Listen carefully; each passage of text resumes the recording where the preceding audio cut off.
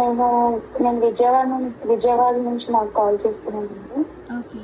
నేను Insta page follow అయ్యి interest వచ్చి జాయిన్ అయ్యాను. యాక్చువల్లీ లాస్ట్ మంత్ జాయిన్ అవుదాం అనుకుంటే సీట్స్ అయిపోయాయి, దీనిలో జాయిన్ చేస్తామన్నారు.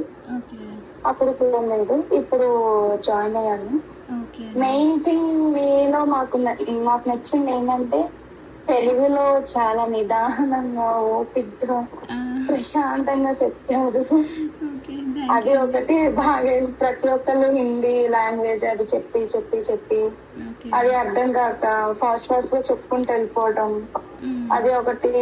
చాలా పేజెస్ చూసాను, చాలా విజువల్ గా సెర్చ్ చేశాను. ఆల్రెడీ నేను beautician okay. Santoshi Srikar master class చెన్నైలో నేర్చుకున్నాను. ఓకే. ప్రజెంట్ సెలూన్ పెట్టాలి అని అనుకుంటున్నాను. మా ఇంట్లో వాళ్ళకి ఆ ప్రొఫెషన్ నచ్చదు, స్టిల్ ఇప్పటికీ మెహందీ నచ్చట్లేదు, కానీ నాకు ఇష్టం. ఓకే. అందుకే నేర్చుకొని నాది నేను ప్రూవ్ చేసుకోవాలని మీ దగ్గర అయితే బెస్ట్ అని అనిపించి జాయిన్ అయ్యాను.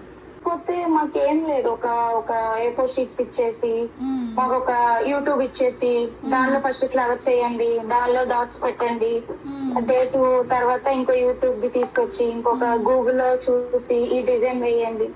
ఇప్పుడు టీచర్ అంటే టీచింగ్ చేస్తా స్టూడెంట్స్ కి అర్థమయ్యేటట్టు చెప్తా వేస్తేనే కదా టీచర్ కి వాల్యూ.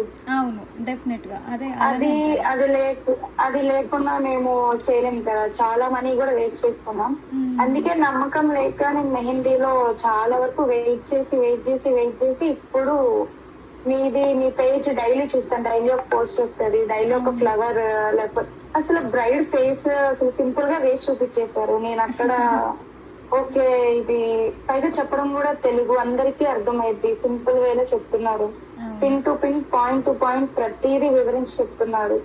ఓకే చాలు, ఇంత ఇంత ప్రొఫెషనల్ గా ఉంటే చాలు అని అనుకుని తీరా చూస్తేనేమో నేను హైదరాబాద్, అక్కడ డిసప్పాయింట్ అయ్యాను. ఎప్పుడైతే మీకు కాల్ చేశానో ఆన్లైన్ ఉందన్నారు, అది ఇప్పుడు ఆన్లైన్ అయినా ఆఫ్లైన్ అయినా సేమ్ కదా అని ఇంకా జాయిన్ అవ్వడం జరిగింది, చాలా గ్యాప్ తీసుకొని. ఓకే. మీకు ఆన్లైన్లో కూడా ఏ డిస్టర్బెన్స్ ఉండదు, చాలా బాగా నేర్చుకుంటారు కంపల్సరీగా.